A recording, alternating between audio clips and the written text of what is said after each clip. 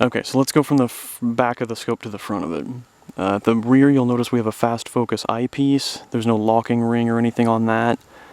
Moving up, we've got the magnification adjustment. That goes all the way from 4 to 12 power. I like the knurling on this. I think that's typical of Vortex products.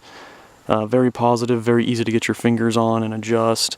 The primary arm scope that I had on this before was incredibly slick on the magnification adjustment. It was very easy, especially if your fingers were cold. You couldn't get a good grip on it at all, so I pretty much just left it on 14 power and just kind of dealt with it. On this scope, you don't have that problem. You do have the turret covers here. These are adjustable.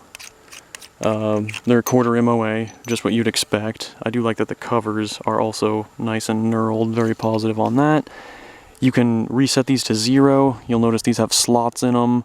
You back those off like 3 or 4 turns with either a screwdriver. I used a penny when I was going to zero mine here earlier in the day.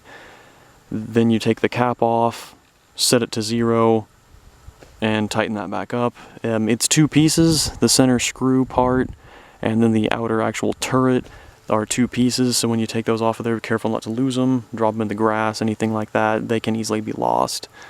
Going up to the front of the scope, you'll notice that there is no parallax adjustment on the scope. You don't really need it. I have some footage I might add into this video of me shooting my other scope, Burris drop tine on my 223 Weatherby. That has the parallax set on 100 yards and I'm shooting at 250, and any miss is my fault. It's not because of parallax. You don't really need that for most of what people do with rifle scopes anyway, unless you plan on shooting out beyond probably 500 yards, I would consider it. Anything less than that, I wouldn't really bother with it, unless it was, you know, an affordable scope to begin with and it just came along with it.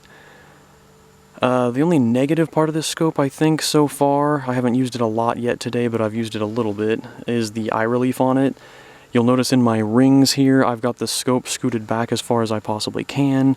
I have the mounts as far back as they can possibly go, or the rings on the mounts as far back as they'll go.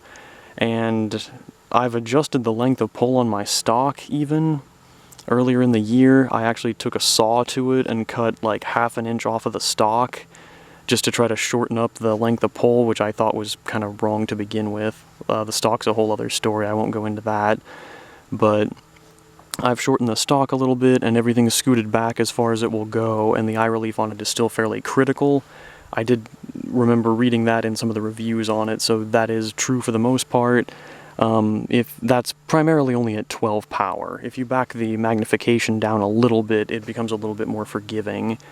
The one thing that's not very forgiving on it is the eye box, so that's the up, down, side to side movement behind the scope. It's not the actual distance you are behind the scope, it's just moving in the same plane behind it. The eye box is pretty tight on this one, it's not very forgiving either, so that's something to take into account if you are going to look into purchasing one of these scopes. One of the good things about it, now that I've noticed shooting between my Burris and now the Vortex here, this actually gives you what seems like a wider field of view. I'm not sure if that's actually what you'd call it, but when you look through the Burris at 14 power, the drop tine that I have on my other gun, that actually looks like you're looking through a tube. The actual like glass, you see a lot of black around the edge of your sight picture, let's say. That's very much diminished with the Vortex. You don't notice nearly as much of that as you do on the Burris that I have on the other gun.